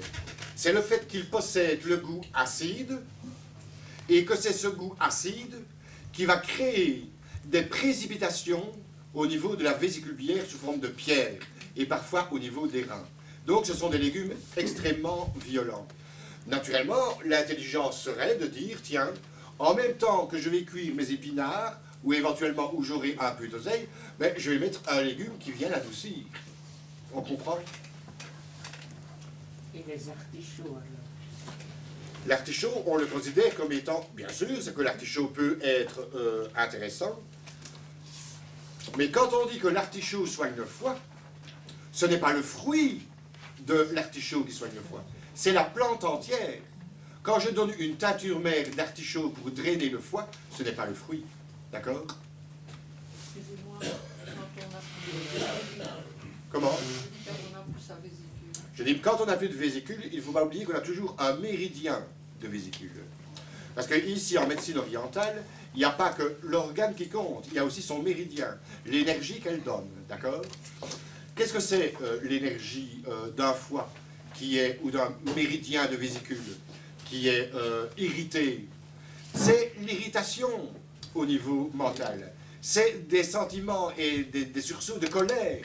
La colère, c'est l'expression anormale qui sort de foie et de vésicule. Vous comprenez maintenant? Donc je dirais, on doit se protéger de cela également. Il y a ce qu'on mange, mais je dirais, il y a aussi ce qu'on vit, d'accord? Et quelqu'un qui n'a plus de vésicule biliaire peut faire du tort par une simple contrariété à renflammer tout le méridien de vésicule biliaire. Mais ça, on le verra au dernier cours, les méridiens. D'accord? Qu'est-ce qu'on peut ajouter aux épinards pour le contredire? Pour les contrer, Oui. moi je crois que ici, dans tous les cas, l'oignon est intéressant. Bon. L'oignon ramène tout, finalement. Ah bon, ça va. C'est le goût doux. Donc, épinards et oignons, c'est... Ce sera atténué, je vais atténuer le goût trop acide, je dis, le goût trop acide, donc de l'épinard. Et l'échalote, elle peut être considérée comme je dis? Absolument, l'échalote peut être considérée comme l'oignon. Elle est un peu plus yin, dans ce sens qu'elle est plus aromatique. Et on la prendra beaucoup, naturellement, dans les viandes. Dans les viandes qui fristouillent longtemps. Et l'ail? L'ail? Alors, l'ail, ouais, j'y suis maintenant. Les très très yin.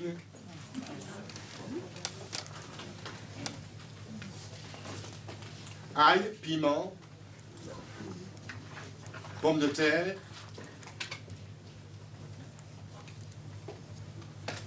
tomates, poivrons, aubergines. Alors, voyez-vous, on dit beaucoup. Et les courgettes? La courgette, c'est bien, hein, parce que je la rangerai dans les légumes ronds, comme à côté de l'oignon. Non, la courgette, c'est très bien, hein, d'accord? On dit beaucoup dans le monde ici occidental, dans la médecine occidentale, que l'ail fait du bien au niveau des veines et des artères, qu'il nettoie. Eh bien, voyez-vous, ici, en médecine orientale, on dit, mais non, il les dilate. Et à force de dilater les veines, on les fait exploser. Donc l'ail, je le considère comme étant dangereux. Plus il est cru, plus il est dangereux. Donc quand on dit un composé dans les diététiques de compléments alimentaires, en disant on met l'ail au même titre que l'aubépine, je dis ce n'est pas vrai du tout. L'ail, je me souviens d'avoir rencontré plusieurs vieilles personnes qui mangeaient de l'ail à tout bout de chemin. Ben, les veines ne faisaient que de toute façon se développer, et les varices augmenter au fur et à mesure qu'elles en mangeaient, quoi. Donc là, ici, je dégonfle un petit peu une baudruche en disant attention, ici, il s'agit d'une erreur monumentale. L'ail est intéressant dans la mesure où il va rentrer pour c'est un antiseptique, d'accord? Il va rentrer pour rendre une viande acceptable dans une cuisson qui dure suffisamment longtemps. Alors là, je dirais, il aura toute sa place et toute sa valeur, parce qu'il sera associé à quelque chose de yank. Dans un potage qui cuit pendant 36 Pas dans un potage, j'ai dit avec de la viande, dans quelque chose de yank. Un potage, c'est central, d'accord? Mais on peut le mettre dans le potage, l'ail. Non, Non, ah non. c'est trop fort. Non, je ne vois vraiment pas ce qu'il fait dans un potage. D'accord. Dans les lentilles, c'est bien. Comment? Dans les lentilles, c'est bon. Ça. C'est pas assez. C'est pas assez. C'est une cuisson d'1 heure. C'est pas assez. Dans les légumineuses, qui est la cuisson de 3-4 heures, là je dirais, tiens, on pourrait en mettre un peu en éclat. D'accord? Alors ici, je parle des fruits des bois.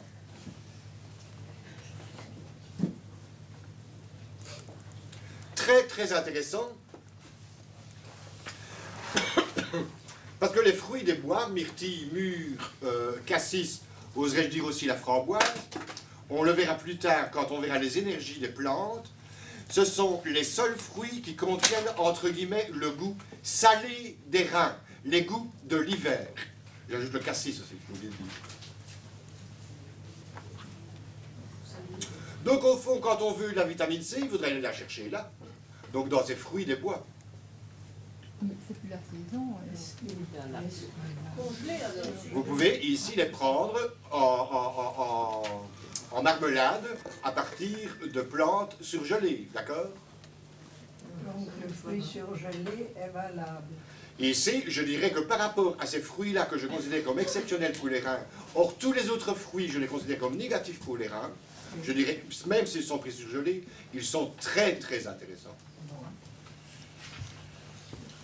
Et séché, Séchés, ils ont moins d'apport que les fruits frais, surgelés, rebouillis pendant quelques instants. Et bien sûr, ici, le treillis, ben bon, ce sont les fruits exotiques. Orange, citron, pamplemousse, kiwi, banane. raisin. Le raisin est moins violent. Il rentrerait dans les fruits à tendance yin, avec la pomme verte, les raisins, les cerises, l'ananas, l'olive et les groseilles rouges, d'accord? Donc, je mettrai des nuances. La pomme est valable, alors. Bien sûr, la pomme est valable, bien sûr. Et les fruits secs, s'il vous plaît. Les fruits séchés sont intéressants en hiver parce qu'ils vont apporter un sucre fructose dont on a besoin pour pouvoir lutter contre le froid. La cuisson de la céréale, vous gardez les vitamines B, ça doit être assez